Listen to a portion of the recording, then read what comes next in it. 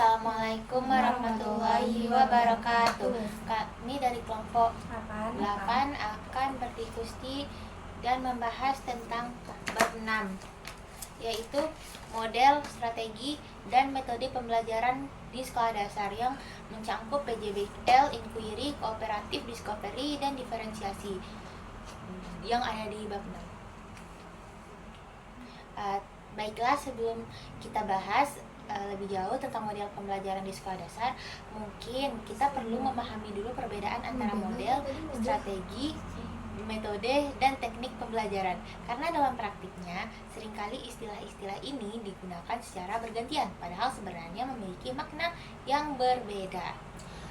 Betul sekali Hana. Ya. Berdasarkan materi yang kita pelajari di bab 6 ini, model pembelajaran ini itu pengertian dari model pembelajaran ini merupakan kerangka konseptual yang menggambarkan keseluruhan proses pembelajaran dari awal sampai akhir.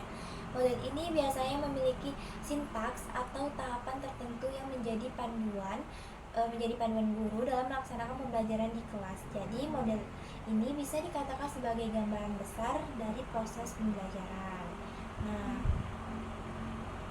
ya, kalau strategi pembelajaran itu lebih mengarah pada pendekatan umum yang digunakan untuk mencapai tujuan pembelajaran. Strategi ini biasanya itu berkaitan dengan bagaimana guru mengelola pembelajaran agar tujuan yang telah ditetapkan dapat tercapai secara efektif.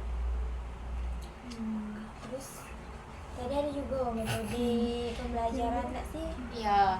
Nah, mungkin metode pembelajaran itu cara yang digunakan guru dalam melaksanakan strategi tersebut.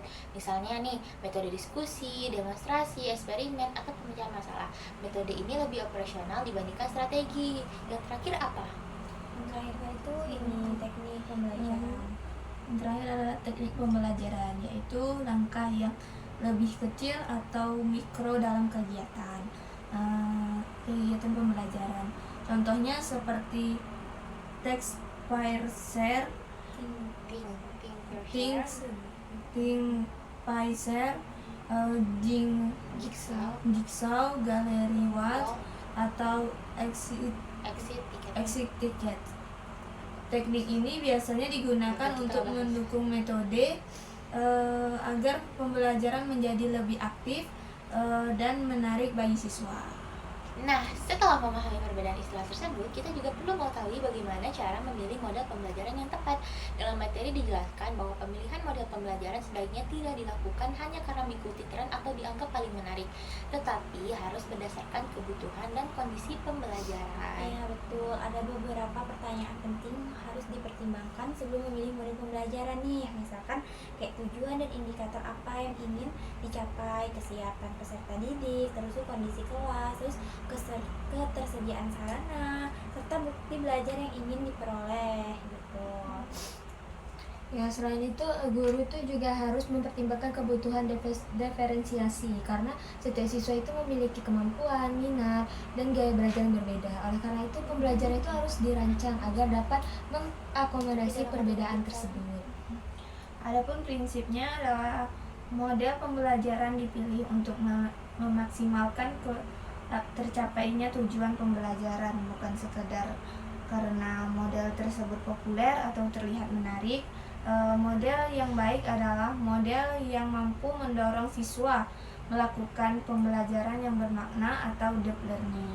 Nah, sekarang kita masuk ke pembahasan tentang beberapa model pembelajaran yang sering digunakan di sekolah dasar.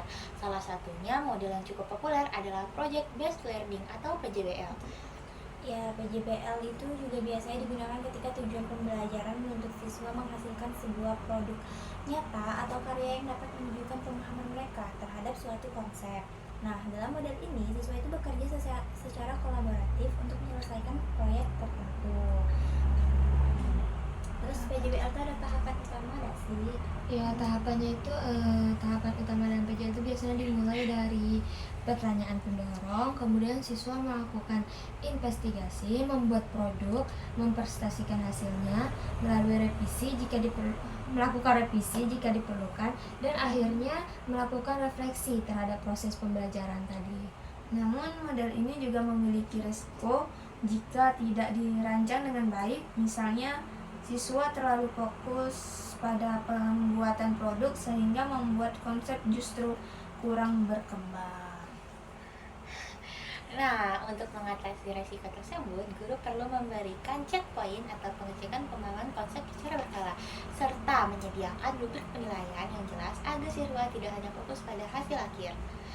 Selain PJBL, ada model lain yaitu Inquiry Based Learning atau pembelajaran inquiry. Model itu cocok buat apa? Dalam Model ini tuh sangat cocok untuk digunakan untuk melatih keterampilan berpikir ilmiah siswa. Karena di dalam model ini, siswa itu didorong untuk mengajukan pertanyaan, membuat dugaan atau hipotesis, mengumpulkan data, menganalisis informasi, kemudian menarik kesimpulan berdasarkan bukti yang diperoleh. Tapi jika pembelajaran inquiry itu dilakukan secara terlalu bebas, siswa sekolah dasar itu mungkin akan mengalami kesulitan karena mereka masih membutuhkan bimbingan yang cukup pastinya. Oleh karena itu, biasanya itu digunakanlah guided inquiry, yaitu pembelajaran inquiry yang tetap memberikan arahan atau bantuan dari guru melalui lembar kerja, contoh data atau pertanyaan pemadu. Nah, selanjutnya ada Discovery Learning. Discovery Learning ini model apa sih? Model Discovery Learning ini model ini menekankan pada proses menemukan konsep melalui contoh-contoh yang diberikan. Tahapan ini biasanya meliputi stimulasi, identifikasi masalah, pengumpulan data, pengolahan data, verifikasi, dan generalisasi. Namun model inquiry ini juga ada memiliki kelemahan ya jika disertai dengan proses verifikasi yang jelas. Siswa bisa saja menemukan konsep yang salah atau mengalami miskonsepsi. Nah, karena guru perlu melakukan diskusi penutup dan memberikan contoh serta mencontoh agar siswa dapat memahami konsep dengan benar. Model lain yang digunakan adalah pembelajaran kooperatif. Apa sih pembelajaran kooperatif itu? Kayaknya kalau setelah ditengok-tengok, setelah dibaca-baca, model pembelajaran kooperatif itu model yang menekankan pada kerjasama antar siswa dalam kelompok kecil. Dalam pembelajaran kooperatif itu, setiap anggota kelompok memiliki peran dan tanggung jawab tertentu. Selain itu juga ada akuntabilitas individu dan kelompok, sehingga setiap siswa itu tetap harus berkontribusi. Jika pembelajaran kooperatif tidak diatur dengan baik, biasanya akan muncul masalah seperti ada siswa yang pasif atau hanya bergantung pada teman lainnya. Nah, biasanya untuk mengatasi masalah tersebut, guru perlu memberikan pembagian peran yang jelas, membuat checklist kerja kelompok, serta memberikan penilaian individu agar semua siswa terlibat aktif. Ya, terus selain model pembelajaran, kita juga perlu memahami konsep nih. Adapun konsep diferensiasi, apa sih konsep diferensiasi itu? Menurut aku yang dibaca ya, diferensiasi itu merupakan strategi yang digunakan untuk menyesuaikan pembelajaran dengan kebutuhan siswa yang beragam. Nah, diferensiasi itu dapat dilakukan pada beberapa aspek, yaitu kayak yang tadi kita belajar sih, ada tadi itu konten, proses, produk, terus tuh lingkungan belajar. Nah, dengan adanya diferensiasi, siswa itu dapat belajar dengan cara yang sesuai dengan kemampuan dan minat mereka. Kan tadi kita udah bahas gak sih? Tapi penting juga untuk diingat bahwa meskipun jalur pembelajarannya itu berbeda, tujuan pembelajaran yang ingin dicapai tetap sama untuk semua siswa. Dengan demikian, diferensiasi ini tidak menurunkan standar pembelajaran, tetapi justru memberikan kesempatan yang lebih adil bagi setiap siswa untuk mencapai tujuan tersebut. Selain memilih model pembelajaran yang tepat, guru juga harus mampu menyusun sintaks pembelajaran. Sintaks merupakan ukuran tahapan kegiatan pembelajaran. Urutan tahapan kegiatan pembelajaran yang dilakukan secara sistematis. Aku tinggalin Arden. Nah, dalam penyusunan sintaks lanjut ya. dalam Tadi kan itu sih kayak dua orang Mana Arden baru ngecelak kira dia izin menurut Aku Arden langsung shock. ya Arden dalam penyusunan sintak guru perlu menjelaskan aktivitas siswa, peran guru, sumber belajar yang digunakan serta bukti belajar yang akan dikumpulkan. Nah, selain itu dalam setiap tahap pembelajaran itu sebaiknya terdapat cek formatif. Nah, formatif itu yaitu proses untuk melihat sejauh mana pemahaman siswa terhadap materi yang sedang dipelajari. Cek formatif ini penting loh karena dapat membantu guru mengetahui apakah pembelajaran ini perlu dilanjutkan, diperbaiki, atau dijelaskan kembali. Nah, yang terakhir, guru juga harus menyusun skenario kelas yang baik agar proses pembelajaran dapat berjalan dengan lancar. Jadi skenario kelas itu biasanya mencakup apa aja sih? Mencakup cara mengkelompokkan siswa, terus aturan kerja kelompok, proses monitoring oleh guru, serta strategi mengatasi berbagai masalah yang muncul selama pembelajaran. Nah, misalkan jika terjadi konflik dalam kelompok siswa yang pasif atau siswa yang mendominasi diskusi, guru harus memiliki strategi itu untuk mengatasinya. Nah, dengan adanya skenario kelas yang jelas, guru itu dapat menciptakan lingkungan belajar yang kondusif sehingga semua siswa dapat terlibat secara aktif dalam proses pembelajaran. Nah, jadi dapat kita simpulkan bahwa keberhasilan pembelajaran itu tidak hanya ditentukan oleh model yang digunakan, tetapi juga oleh bagaimana guru merancang sintaks pembelajaran, mengelola kelas, serta memberikan dukungan yang sesuai dengan kebutuhan siswa. Tiba-tiba Betul. Dan jadi ilmiah. Betul. Betul tadi yang dibilang Caca itu ya, kesimpulannya guru itu harus mampu memilih model pembelajaran secara tepat berdasarkan tujuan, karakteristik siswa, dan kondisi kelas agar pembelajaran dapat berjalan secara efektif dan tentunya bermakna. Dengan demikian, sebagai calon guru kita harus memahami berbagai model pembelajaran dan mampu menerapkannya secara fleksibel sesuai dengan konteks pembelajaran di sekolah dasar.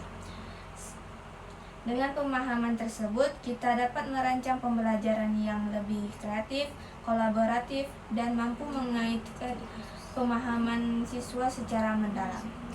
Nah, teman-teman semuanya, tadi kita sudah membahas nih berbagai model pembelajaran yang bisa digunakan di sekolah dasar. Sekarang, kami ingin mengangkat contoh kasus yang ada pada materi, yaitu tentang seorang guru di kelas 4 yang ingin mengajarkan topik sumber energi dan perubahannya. Guru tersebut memilih menggunakan model Project Based Learning atau PBL karena dianggap menarik dan kekinian. Namun, dalam pelaksanaannya muncul beberapa masalah. Apa aja tuh masalahnya? Iya sih, tadi aku juga sempat baca gak sih kasus ini nih yang ada di bab 6 tuh masalah yang munculnya tuh antara lain tuh kayak sebagai siswa tuh belum paham loh konsep dasar tentang energi sehingga mereka tuh kesulitan ketika dimintai membuat proyek berupa poster dan presentasi. Selain itu, kerja kelompoknya itu juga tidak terstruktur sehingga ada siswa yang aktif dan juga yang tidak aktif gitu kan. Terus masalah lainnya tuh ada juga loh. Ya, masalah lain yang cukup penting itu adalah waktu pembelajaran. Waktu pembelajaran tuh lebih banyak digunakan untuk membuat produk atau poster. Jadi akibatnya itu pemahaman konsep siswa tentang energi justru tidak berkembang dengan baik. Hal ini tuh menunjukkan bahwa penggunaan model pembelajaran yang tidak tepat dapat menyebabkan tujuan pembelajaran tidak tercapai secara optimal. Menurut saya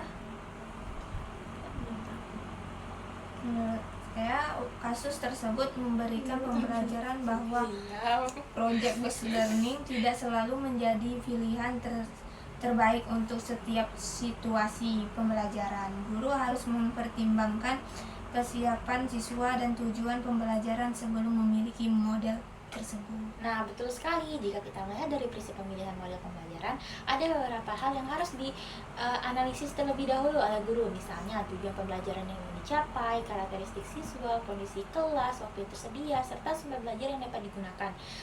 Selain itu, guru juga perlu melihat kesiapan atau prasyarat siswa. Apa aja tuh kesiapan awal dan prasyaratnya? Jika siswa belum memahami konsep dasar suatu materi, maka guru perlu Iya kan belum melihat persiapan. maka guru perlu memberikan penguatan konsep terlebih dahulu nih sebelum meminta siswa itu melakukan proyek yang lebih kompleks. Nah, dalam kasus ini tuh seharusnya tuh guru tuh bisa menggabungkan beberapa strategi pembelajaran, misalkan kayak pada tahap awal itu menggunakan discover learning atau pembelajaran inquiry sederhana agar siswa itu terlebih dahulu memahami konsep energi.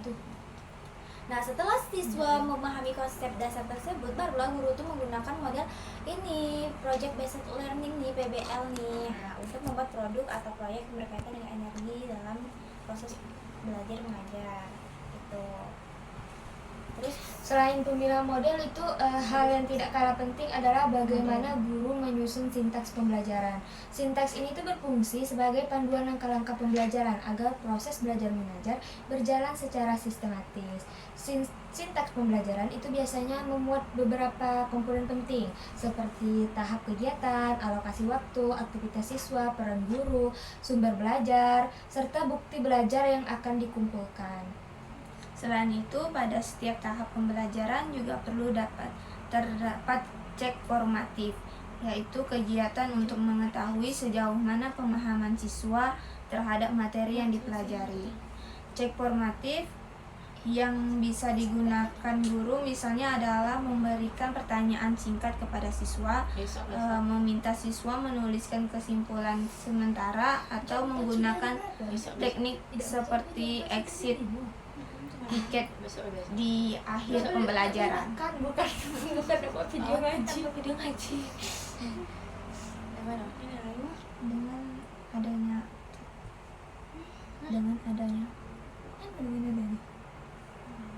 Dengan adanya cek formatif tersebut, guru itu dapat memantau perkembangan belajar siswa secara terus-menerus dan tidak hanya menilai hasil akhir pembelajaran saja. Nah, selain setiap pembelajaran, guru juga harus merancang skenario kelas yang baik. Skenario kelas ini berfungsi untuk mengatur bagaimana proses pembelajaran berlangsung di dalam kelas. Skenario kelas biasanya mencakup beberapa hal penting seperti cara mengelompokkan siswa, aturan kerja kelompok, cara guru melakukan monitoring, serta strategi untuk mengatasi masalah yang mungkin muncul selama pembelajaran. Misalnya nih, dalam pembelajaran kelompok, guru perlu menentukan jumlah anggota kelompok dan kriteria pembentukan kelompok tersebut. Apakah kelompok dibentuk secara heterogen atau homogen?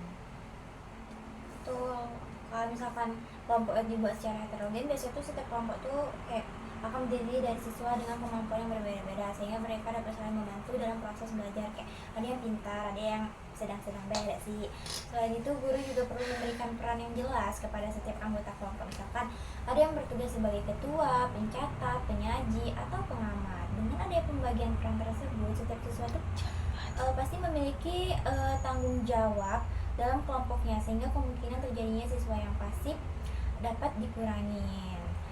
Terus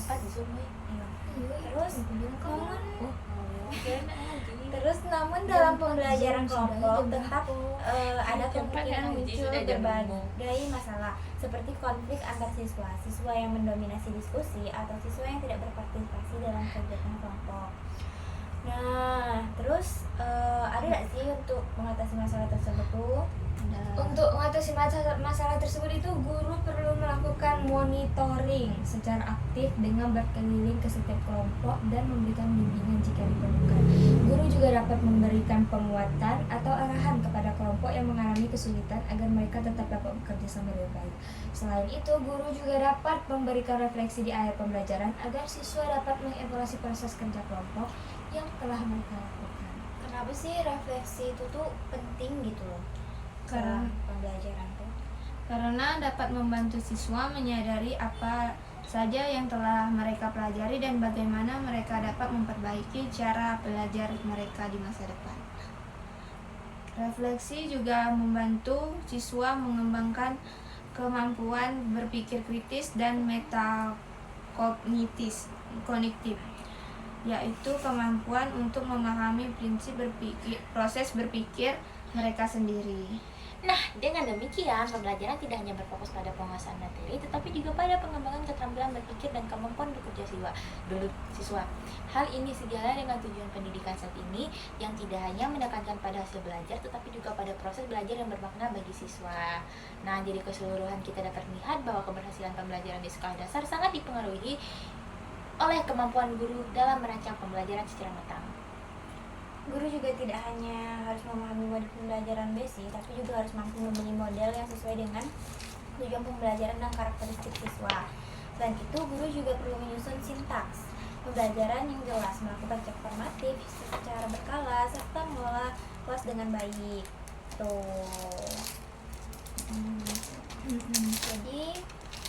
Jadi dengan perencanaan pembelajaran yang baik, diharapkan proses pembelajaran dapat berjalan lebih efektif dan memkomunikasikan pemahaman siswa secara mendalam. Sudah mengenal satu. Enggak, itu kita jawab lagi.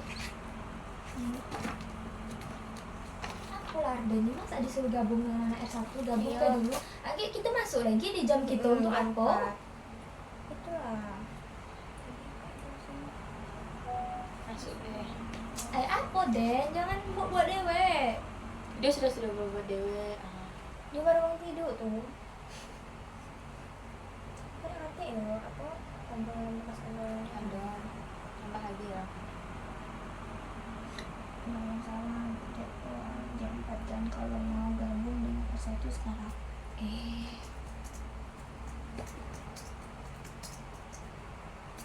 Enggak boleh.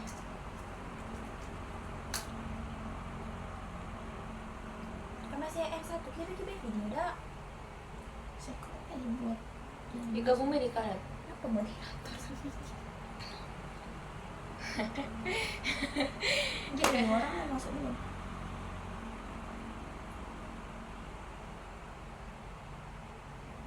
Ini ya. Iyo.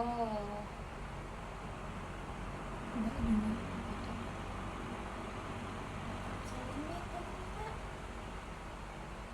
Coba nih. Tadi tuh aku sih ada ini gak sih, ada konten, proses, apa itu tadi ya Jut? Yang materi gitu tadi tuh? Konten proses tadi. Yo, kita kira yang dimakan itu. Kenapa? Ini ya yang tadi. Ini ya. Apa sih? Ada soal ini. Yang di pembelajaran berdiferensiasi. Iya. Ya udah sih. Tidak. Saling baik udah tuh kayak Tidak, lanjutkan tidak, ini ya. Berdiferensiasi.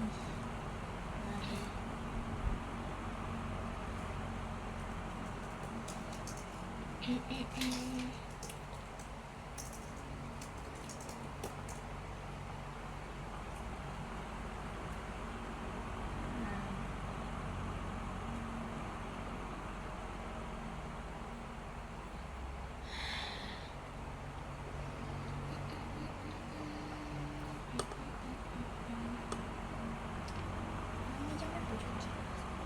Tadi itu Kenapa tuh selesai? aku udah ada itu, udah ada Zoom. Di laptop ini nih masuk itu. Login pin. Zoom pin. Tapi kita dengar suara orang-orang ngomong dah. Dimute deh. Iya.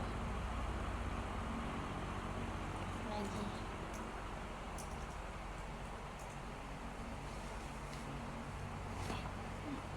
Udah ada. Itu tuh lagi nolak berarti kan? Kita harus minta izin ya, aku dah. Langsung masuk. Join. Kita mau cari yuk.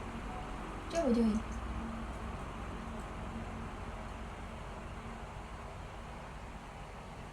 Indra video. Udah.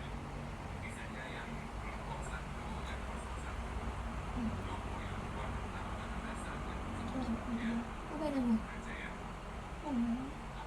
Coba mau. Ada coba ke gambar kita dulu.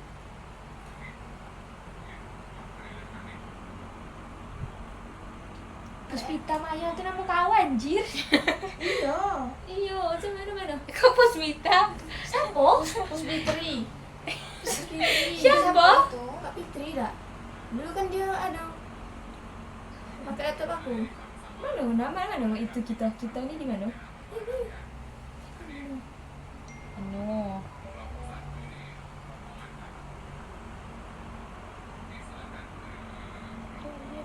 Biasa di sini. Iya di sini. Oh kita nih di pin, lepasin dulu pin kita nih. Iya lagi di pin. Cek 2 kali.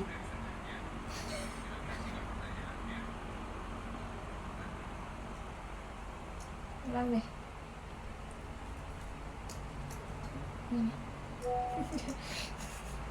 Mana link tadi? Heran lah ngapa mbak Irupun nama kita nama Puspitri. Apa salah Yani? Apa lagi tuh coba.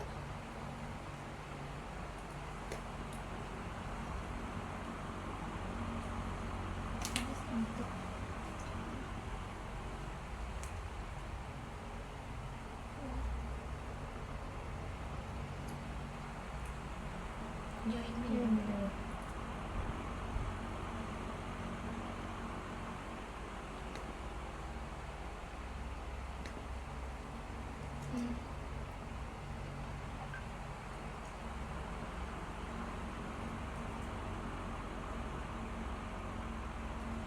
Siapa? Ali.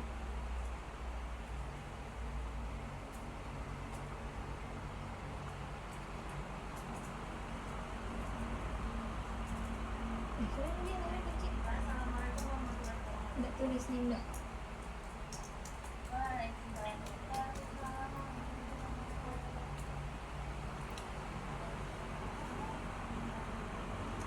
Coba mau pesan dulu. Ada pesan. Bisa 9%.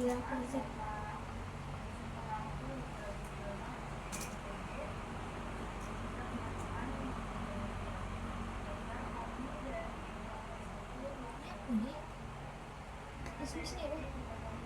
Kalau itu masuk buat akun.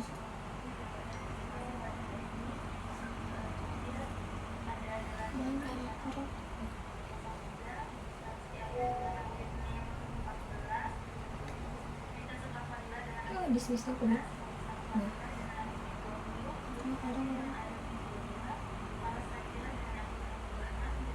Yang kamu yang anu bebek ini tapi dah. Ini ke sini. Ini.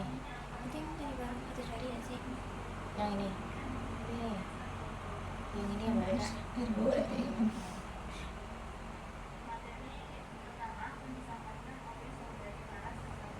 Nah, selain itu, kami juga berpikir bahwa dalam pembelajaran di sekolah dasar, guru harus mampu mengaitkan materi pelajaran dengan pengalaman nyata yang dialami siswa.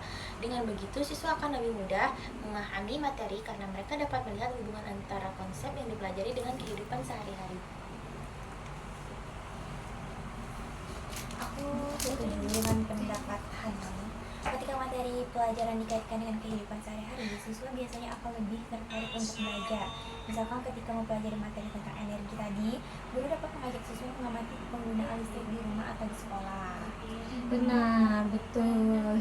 Cara seperti itu juga dapat membantu siswa mengembangkan kemampuan berpikir kritis. Siswa itu tidak hanya menerima informasi dari guru, tetapi juga belajar mengamati, bertanya, dan menarik kesimpulan dari apa yang mereka lihat tadi. Hal itu juga sejalan dengan pendekatan pembelajaran yang menekankan pada student center learning, yaitu pembelajaran yang berpusat pada siswa. Dalam pendekatan ini, siswa menjadi subjek utama dalam proses pembelajaran, sedangkan guru berperan sebagai fasilitator yang membantu siswa memahami materi. Selain yang tadi Vina bilang student center Learning.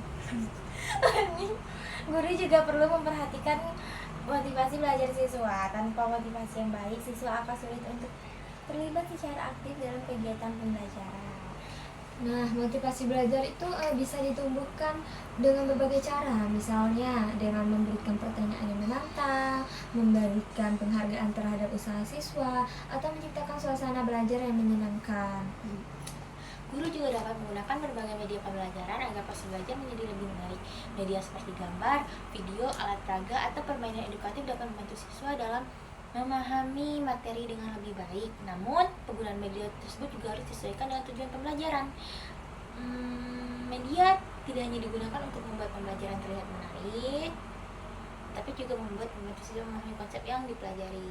Nah, selain media pembelajaran tadi, aku juga tertarik sih dengan pembahasan yang mengenai penilaian dalam pembelajaran. Penilaian itu kan tidak hanya dilakukan di akhir BK, tapi juga selama proses berlangsung. Betul, penilaian yang dilakukan selama proses pembelajaran itu biasanya disebut penilaian formatif. Penilaian ini tuh bertujuan untuk mengetahui sejauh mana pemahaman siswa terhadap materi yang sedang dipelajari. Dengan adanya penilaian formatif, guru dapat segera mengetahui jika ada siswa yang mengalami kesulitan. Guru kemudian dapat memberikan bantuan atau jelasan tambahan agar siswa dapat memahami materi dengan lebih baik. Sedangkan penilaian yang dilakukan di akhir pembelajaran itu disebut dengan penilaian sumatif.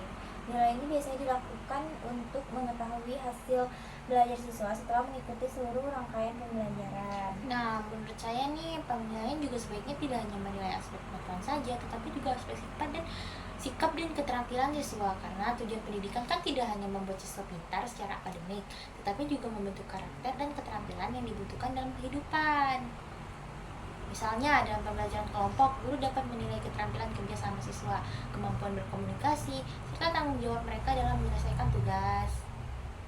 Nah, dengan demikian penilaian dilakukan guru menjadi lebih komprehensif karena mencakup berbagai aspek perkembangan siswa. Kalau dimengerti nggak sih?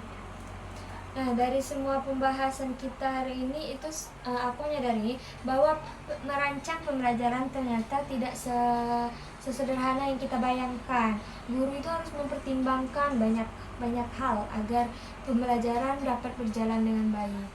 Betul, guru juga harus memahami tujuan pembelajaran, memilih model pembelajaran yang tepat, mengelola kelas dengan baik, terus juga melakukan penilaian secara tepat. Selain itu, guru juga harus mampu menyesuaikan pembelajaran dengan kebutuhan karakteristik siswa. Setiap siswa memiliki cara belajar yang berbeda, sehingga guru perlu memberikan pendekatan yang beragam. Oleh karena itu, sebagai seorang calon guru, kita harus terus belajar dan mengembangkan kemampuan dalam perancangan pembelajaran yang efektif dan bermakna bagi siswa. Aku setuju dengan pendapat Pina, karena dengan pemahaman yang baik tentang berbagai model pembelajaran dan strategi mengajar, itu kita dapat menciptakan suasana belajar yang lebih aktif, kreatif, dan menyenangkan bagi siswa. Selain dari yang kita bahas tadi juga, kita juga perlu sih melakukan refleksi terhadap proses pembelajaran yang dilakukan agar kita dapat mengetahui kekurangan dan memperbaikinya di masa yang akan datang. Kekurangan siswa. Dengan demikian, kualitas pembelajaran akan terus-menerus meningkat dan siswa dapat memperoleh pengalaman belajar yang lebih baik. Teman-teman sekalian, tadi kita sudah membahas tentang pentingnya memilih model pembelajaran sesuai dengan tujuan dan kondisi kelas. Kita akan membahas juga bagian yang menjelaskan tentang sintaks pembelajaran. Dalam materi dijelaskan bahwa sintaks merupakan urutan langkah-langkah pembelajaran yang menunjukkan apa yang dilakukan siswa dan guru pada setiap tahap pembelajaran. Nah, sintaks ini sangat penting ya, karena menjadi paduan bagi guru dalam melaksanakan pembelajaran. Tanpa sintaks yang jelas, pembelajaran itu bisa berjalan tidak terarah dan tujuan pembelajaran sulit tercapai. Selain itu, sintaks pembelajaran juga harus mencantum aktivitas siswa secara jelas, yang artinya kegiatan yang dilakukan siswa harus dapat diamati secara langsung, misalkan seperti diskusi, mengamati, mengumpulkan data, dan menyampaikan pendapat. Nah, terus Kemudian tidak hanya aktivitas siswa, sintaks juga perlu membuat peran atau tindakan guru. Misalnya, guru itu memberikan pertanyaan pemantik, memberikan penjelasan singkat, atau memberikan bantuan kepada siswa yang mengalami kesulitan. Dalam materi itu juga dijelaskan bahwa sintaks pembelajaran itu harus memuat cek formatif. Cek formatif sudah Iya kan? Yuk tahu GPT itu. Takutnya gelasnya jatuh. Teng teng teng teng teng. Ini tinggal lagi buku belajar. Nah, terus kita langsung ke ini ya. Tadi kan kita udah bahas juga kan kalau bahwa merancang pembelajaran tuh guru tidak bisa hanya berfokus pada kegiatan mengajar baik. Guru juga harus memikirkan bukti belajar. Nah, yang dapat menunjukkan bahwa siswa benar-benar memahami materi yang dipelajari. Benar sekali, bukti belajar itu sangat penting karena dapat membantu guru mengetahui apakah tujuan pembelajaran sudah tercapai atau belum. Bukti belajar bisa berupa hasil diskusi, laporan tertulis, presentasi ataupun produk yang dibuat oleh siswa. Aduh ya Allah. Nah, betul tuh Hana. Selain bukti belajar juga tidak selalu harus berupa nilai atau angka loh. Misalkan ketika siswa mampu menjelaskan kembali konsep yang dipelajari dengan kata-kata mereka sendiri, itu juga bisa menjadi bukti bahwa mereka itu sudah memahami materi kayak gitu.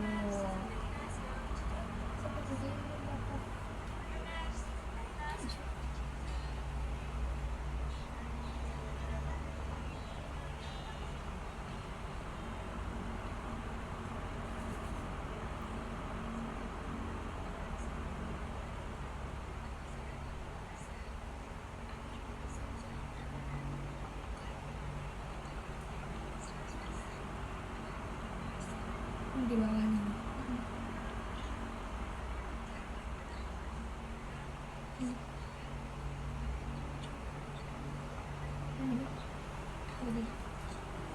Nah, kemudian aku juga baca bahwa bukti belajar itu sebaiknya dikumpulkan secara bertahap selama proses pembelajaran, bukan hanya di akhir pembelajaran saja.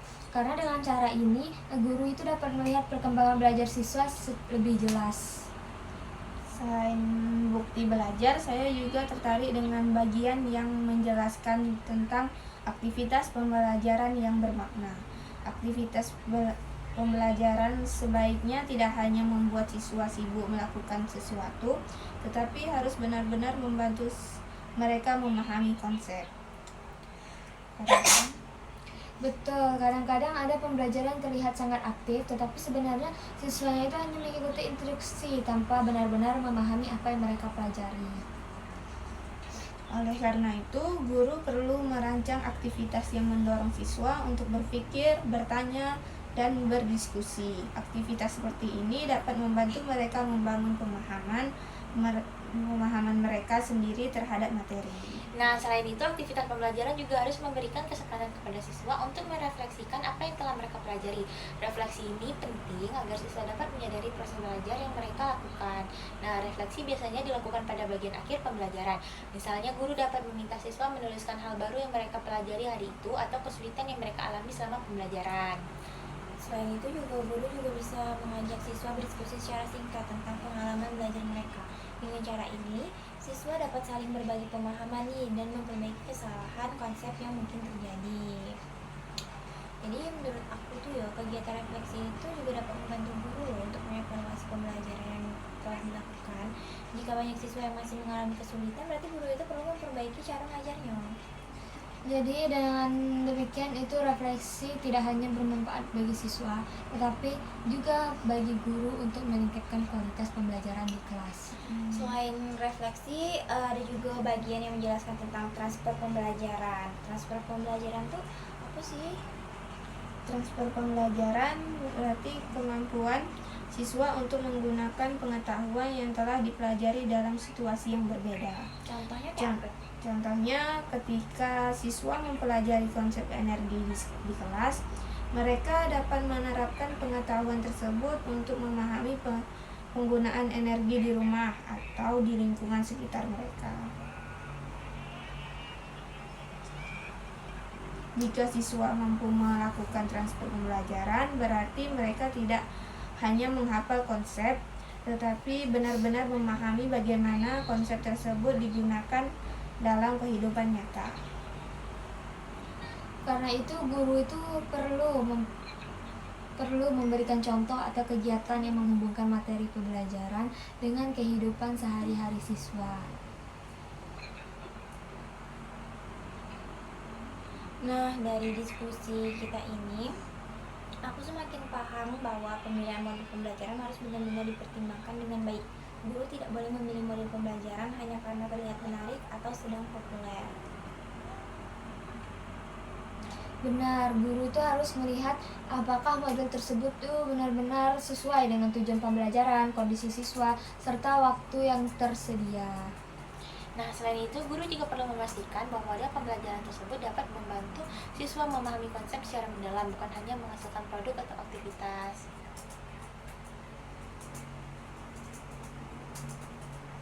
Berarti dengan kata lain, model pembelajaran itu harus mampu mendukung proses belajar yang bermakna bagi siswa. Terus kita juga sebagai calon guru, kita juga perlu berlatih sih merancang pembelajaran sejak dini, sejak sekarang ada. Dengan latihan tuh kita tuh dapat memahami bagaimana teori yang kita pelajari dapat diterapkan dalam praktek di kelas nantinya. Aku setuju, karena dengan mempraktikkan langsung perancangan pembelajaran, itu kita dapat mengetahui tantangan yang mungkin muncul ketika mengajar di kelas. Selain itu, kita juga dapat belajar untuk mencari solusi terhadap berbagai masalah yang mungkin terjadi di dalam proses pembelajaran tersebut. Dengan demikian, kita dapat menjadi guru yang tidak hanya memahami teori pendidikan, tetapi juga mampu menerapkannya secara efektif dalam kegiatan belajar mengajar.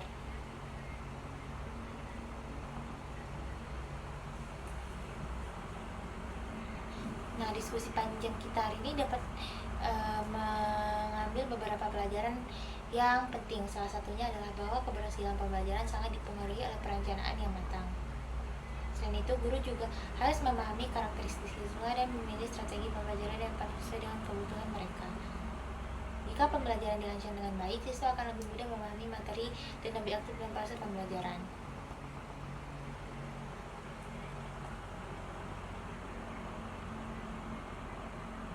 Nah, teman-teman, kami juga akan membahas tentang bagian yang menjelaskan bahwa pemilihan model pembelajaran sebaiknya didasarkan pada data tentang peserta didik. Artinya, sebelum merancang pembelajaran, guru perlu mengetahui kemampuan awal atau kesiapan belajar siswa. Betul, karena jika guru tidak mengetahui kemampuan awal siswa, maka pembelajaran yang dirancang itu bisa saja terlalu sulit atau justru terlalu mudah bagi siswa. Misalnya, jika siswa belum memahami konsep dasar suatu materi, maka guru itu tidak bisa langsung memberikan tugas yang terlalu kompleks seperti proyek besar. Guru itu harus memberikan penguatan konsep terlebih dahulu, agar siswa memiliki dasar pemahaman yang cukup. Dengan kata lain, pembelajaran harus disusun secara bertahap dan pastinya teratur. Guru perlu memastikan bahwa siswa memahami konsep dasar sebelum melanjutkan ke tahap pembelajaran yang lebih tinggi. Selain itu, guru juga harus mempertimbangkan waktu yang tersedia dalam pembelajaran. Tidak semua model pembelajaran dapat digunakan jika waktu yang tersedia sangat terbatas. Contohnya kayak apa? Contohnya itu kayak model project based learning biasanya membutuhkan waktu yang cukup panjang, dan karena siswa harus melakukan berbagai kegiatan seperti merancang proyek, mencari informasi, membuat produk dan mempresentasikan hasilnya. Kalau misalkan waktunya terbatas, itu kayak mana? Jika waktunya terbatas, guru mungkin perlu memilih model pembelajaran lain yang lebih sederhana atau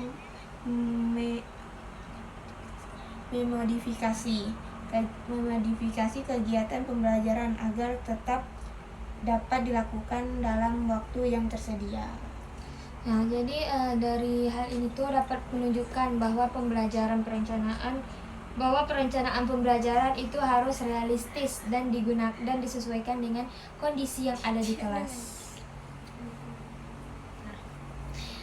Kami juga akan menambahkan bahwa dalam pembelajaran di sekolah dasar, guru harus mampu menciptakan suasana belajar yang menyenangkan. Jika suasana kelas terlalu tegang atau membosankan, siswa akan sulit untuk fokus dalam belajar. suasana sekolah yang kayak mana sih yang menyenangkan tuh?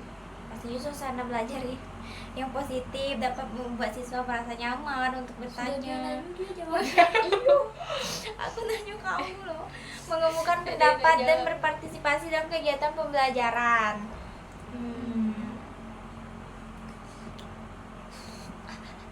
Nah, di sini tuh guru tuh juga dapat menggunakan berbagai kegiatan yang menarik seperti permainan edukatif, diskusi kelompok, atau kegiatan eksplorasi agar siswa lebih aktif dalam belajar. Namun, kegiatan tersebut tuh tetap harus diarahkan pada tujuan pembelajaran sehingga siswa tidak hanya bermain-main tapi juga memperoleh pemahaman yang lebih baik terhadap materi. Terus selain suasana belajar tuh kita juga perlu memperhatikan interaksi antara siswa kan, antara siswa selama proses pembelajaran tuh udah sih. Terus apa ya, interaksi yang baik tuh pastinya dapat membantu siswa saling belajar dan berbagi pengetahuan. Jatuh sudah yuk kita sini semua jatuh. Dalam pembelajaran komparatif, misalnya siswa didorong untuk bekerja sama dalam menyelesaikan tugas kelompok. Melalui kerjasama tersebut, siswa dapat belajar menghargai pendapat orang lain dan mengembangkan keterampilan sosial. Nah, interaksi antar siswa itu juga dapat membantu mereka memahami materi dengan lebih baik karena mereka dapat saling menjelaskan konsep yang dipelajari. Oleh karena itu, guru itu perlu menciptakan kegiatan pembelajaran yang memungkinkan siswa untuk berinteraksi dan berdiskusi secara aktif. Aku juga sadar sih bahwa menjadi guru itu tidak hanya memerlukan pengetahuan tentang materi pelajaran, tapi juga kemampuan untuk mengelola proses pembelajaran dengan baik. Guru juga harus bisa nih mengatur waktu, mengelola kelas, serta memberikan arahan yang jelas kepada siswa agar kegiatan pembelajaran dapat berjalan dengan lancar. Terus selain itu juga guru juga harus memiliki kemampuan untuk menyesuaikan pembelajaran jika terjadi hal-hal yang tidak sesuai dengan rencana. Nah, kemampuan tersebut ini tuh sangat penting karena dalam prakteknya proses pembelajaran di kelas ini seringkali tidak berjalan persis seperti apa yang direncanakan. Jadi dengan kata lain, guru itu harus memiliki sikap yang fleksibel dalam mengajar. Jika suatu strategi pembelajaran tidak berjalan dengan baik, guru harus mampu mencari alternatif solusi. Misalnya, jika siswa terlihat kesulitan memahami materi, guru itu dapat memberikan contoh tambahan atau menjelaskan kembali konsep tersebut dengan cara yang lebih sederhana. Guru juga dapat mengubah kegiatan pembelajaran agar lebih sesuai dengan kebutuhan siswa pada saat itu. Nah, jadi dengan pendekatan seperti ini, pembelajaran itu dapat menjadi lebih responsif terhadap kebutuhan siswa.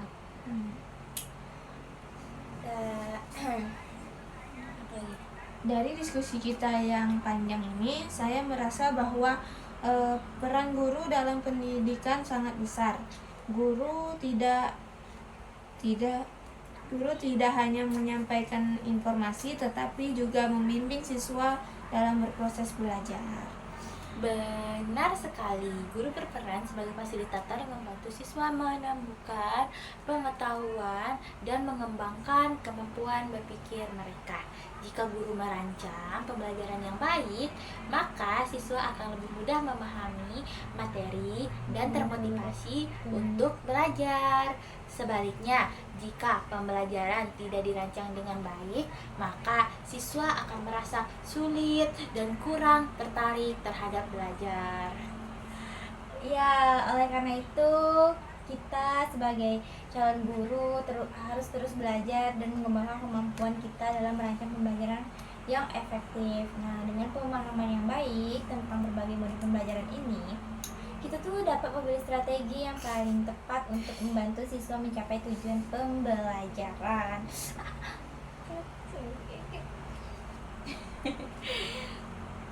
Nah, dari sini aku kami berharap semoga diskusi kami hari ini dapat menjadi langkah awal bagi kami untuk menjadi guru yang profesional dan mampu memberikan pembelajaran yang bermakna bagi siswa di sekolah dan mereka pelajari.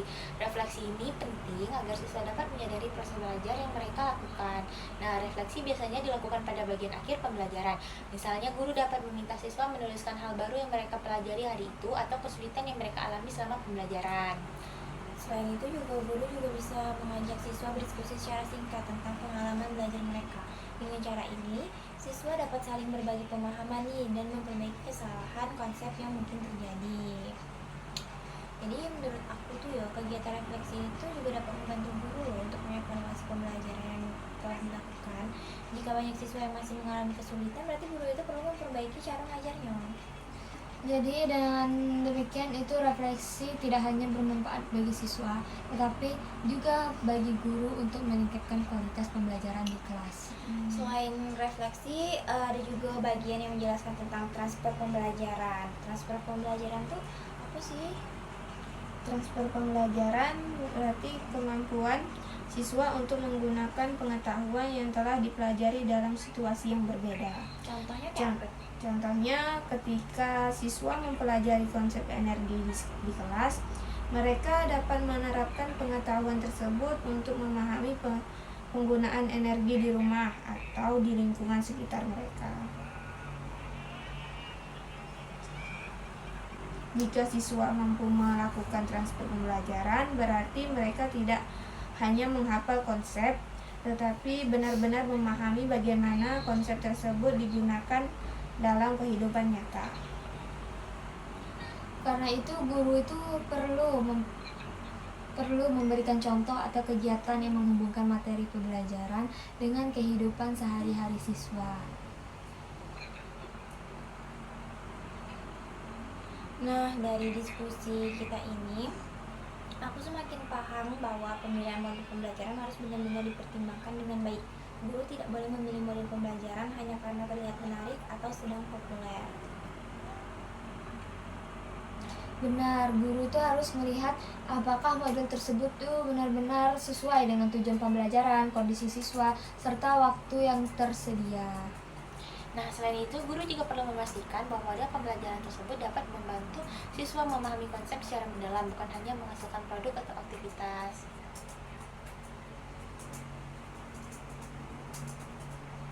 Berarti dengan kata lain, model pembelajaran itu harus mampu mendukung proses belajar yang bermakna bagi siswa. Terus kita juga sebagai calon guru, kita juga perlu berlatih sih merancang pembelajaran sejak dini, sejak sekarang ada. Dengan latihan tuh kita tuh dapat memahami bagaimana teori yang kita pelajarin dapat diterapkan dalam praktek di kelas nantinya. Aku setuju, karena dengan mempraktikkan langsung perancangan pembelajaran, itu kita dapat mengetahui tantangan yang mungkin muncul ketika mengajar di kelas.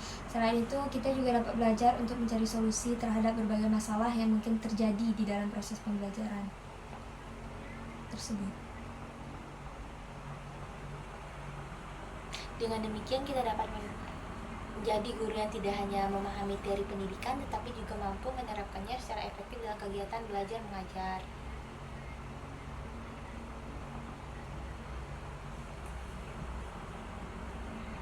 Nah, diskusi panjang kita hari ini dapat mengambil beberapa pelajaran yang penting. Salah satunya adalah bahwa keberhasilan pembelajaran sangat dipengaruhi oleh perencanaan yang matang. Selain itu, guru juga harus memahami karakteristik siswa dan memilih strategi pembelajaran yang paling sesuai dengan kebutuhan mereka. Jika pembelajaran dirancang dengan baik, siswa akan lebih mudah memahami materi dan lebih aktif dalam proses pembelajaran.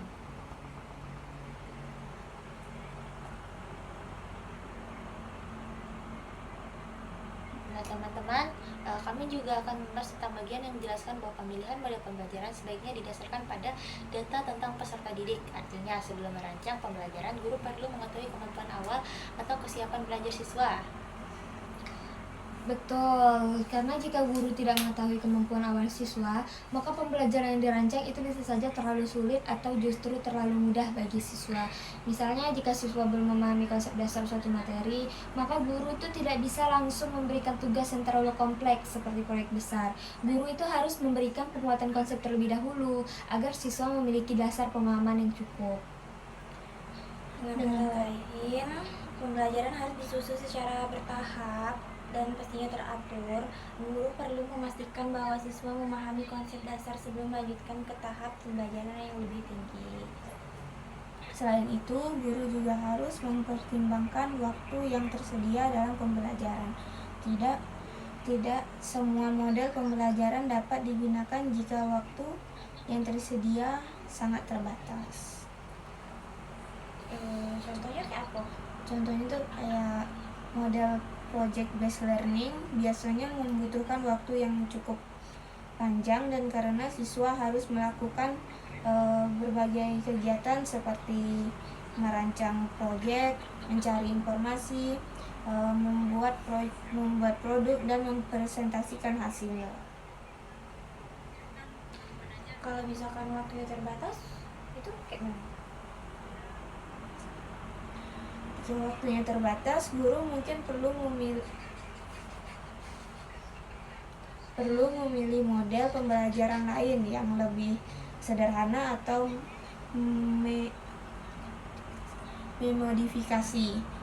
memodifikasi kegiatan pembelajaran agar tetap dapat dilakukan dalam waktu yang tersedia.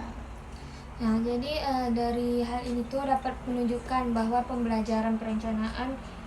perencanaan pembelajaran itu harus realistis dan disesuaikan dengan kondisi yang ada di kelas. Kami juga akan menambahkan bahwa dalam pembelajaran di sekolah dasar, guru harus mampu menciptakan suasana belajar yang menyenangkan. Jika suasana kelas terlalu tegang atau membosankan, siswa akan sulit untuk fokus dalam belajar. Suasana sekolah yang kayak mana sih yang menyenangkan tuh? Pastinya suasana belajar yang positif dapat membuat siswa merasa nyaman untuk bertanya. Aku nanya kamu loh. Mengemukakan pendapat dan berpartisipasi dalam kegiatan pembelajaran.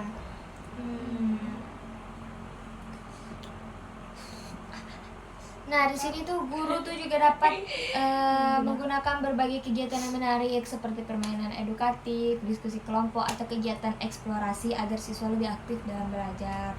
Namun, kegiatan tersebut tuh tetap harus diarahkan pada tujuan pembelajaran sehingga siswa tidak hanya bermain-main tapi juga memperoleh pemahaman yang lebih baik terhadap materi. Terus selain suasana belajar tuh kita juga perlu memperhatikan interaksi antara siswa kan, antara siswa selama proses pembelajaran tuh gak sih? Terus apa ya, interaksi yang baik tuh pastinya dapat membantu siswa saling belajar dan berbagi pengetahuan. Jatuh sudah yuk kita sini semua jatuh. Dalam pembelajaran komparatif, misalnya siswa didorong untuk bekerja sama dalam menyelesaikan tugas kelompok. Melalui kerjasama tersebut, siswa dapat belajar menghargai pendapat orang lain dan mengembangkan keterampilan sosial. Nah, interaksi antar siswa itu juga dapat membantu mereka memahami materi dengan lebih baik karena mereka dapat saling menjelaskan konsep yang dipelajari. Oleh karena itu, guru tuh perlu menciptakan kegiatan pembelajaran yang memungkinkan siswa untuk berinteraksi dan berdiskusi secara aktif. Aku juga sadar sih bahwa menjadi guru itu tidak hanya memerlukan pengetahuan tentang materi pelajaran, tapi juga kemampuan untuk mengelola proses pembelajaran dengan baik. Guru juga harus bisa nih mengatur waktu, mengelola kelas, serta memberikan arahan yang jelas kepada siswa agar kegiatan pembelajaran dapat berjalan dengan lancar. Terus selain itu juga guru juga harus memiliki kemampuan untuk menyesuaikan pembelajaran jika terjadi hal-hal yang tidak sesuai dengan rencana. Nah, kemampuan tersebut ini tuh sangat penting karena dalam prakteknya proses pembelajaran di kelas ini seringkali tidak berjalan persis seperti apa yang direncanakan. Jadi dengan kata lain, guru tuh harus memiliki sikap yang fleksibel dalam mengajar. Jika suatu strategi pembelajaran tidak berjalan dengan baik, guru harus mampu mencari alternatif solusi. Misalnya, jika siswa terlihat kesulitan memahami materi, guru itu dapat memberikan contoh tambahan atau menjelaskan kembali konsep tersebut dengan cara yang lebih sederhana. Guru juga dapat mengubah kegiatan pembelajaran agar lebih sesuai dengan kebutuhan siswa pada saat itu. Nah, jadi dengan pendekatan seperti ini, pembelajaran itu dapat menjadi lebih responsif terhadap kebutuhan siswa.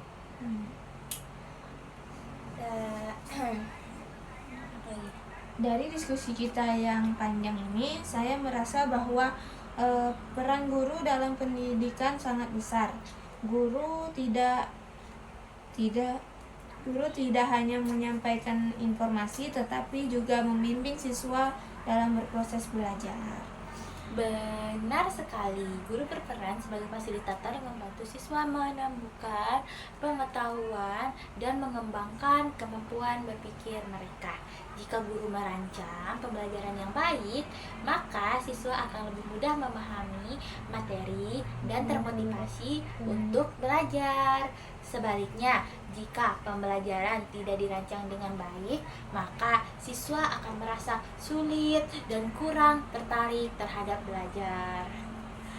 Ya, oleh karena itu kita sebagai calon guru harus terus belajar dan mengembangkan kemampuan kita dalam merancang pembelajaran yang efektif. Nah, dengan pemahaman yang baik tentang berbagai model pembelajaran ini, kita tuh dapat memilih strategi yang paling tepat untuk membantu siswa mencapai tujuan pembelajaran.